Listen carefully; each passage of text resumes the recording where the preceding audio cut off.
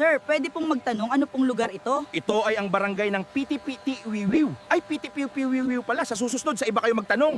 Nasa Piti-Piu-Piu-Wiwiw na pala tayo. Malapit na tayo. Ilang oras na lang mula sa dati nating bahay ito.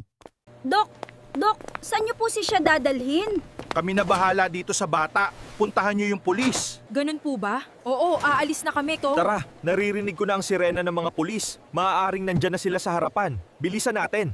Kailangan malaman nila na hindi masama ang liwanag na iyon. Tama. Dapat tayo ang magpaliwanag sa kanila. Puntahan mo muna yung batang babae na pasyente. Buti naman po, Doktor, nagbago ang isip niyo. Buti naman at dinala niyo ang aking pamangkin sa mas ligtas na lugar. Ano yung sinasabi mo? Kaya nga ako tumawag ng pulis para sila na ang humawak ng ganitong sitwasyon kasi hindi namin alam ang gagawin namin tungkol dito.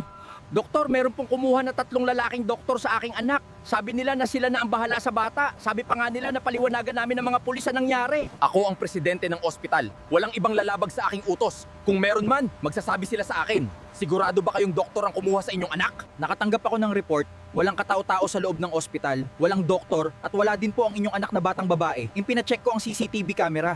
Bakit mahina ang inyong seguridad sa ospital? Bakit may nakapasok na ibang tao? Buong akala namin na sila ay doktor. Boss, confirmed. Hindi lehitimong doktor ang 3 lalaki, sila ay mga most wanted notorious gang. Kilala sila sa ganitong trabaho, masasamang tao sila. Hello? Sigurado ka ba dyan?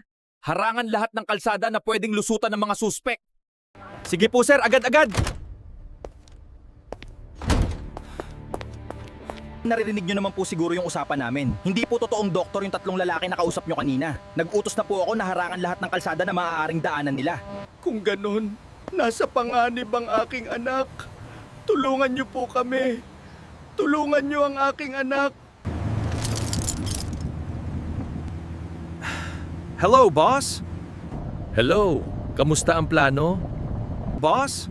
May alam kaming daan na hindi alam ng mga pulis. Ginawa namin yung daan na yon para sa aming mga ginagawang trabaho makakarating kami, okay? Siguraduhin yung madadala nyo yan rito. Kalat na kalat sa lahat ng balita ang nangyari. Lahat ng pulis ay nakaharang sa bawat kalsada. Huwag kang mag-alala, boss. Kaming bahala. Padaan na kami sa sikreto naming daanan.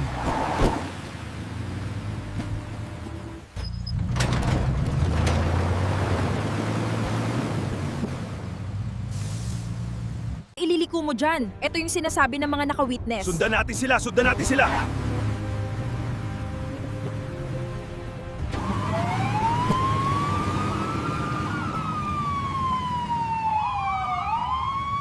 Hindi mo sinarado ang isang gate. Alin naman yung pinairal mo? Isara mong maigi ang gati na yan. Sir, magpalipad kayo ng helicopter dito sa Area 29th Street, Kagubatan Subdivision. Gray car, plate number TB1489. Magmadali kayo.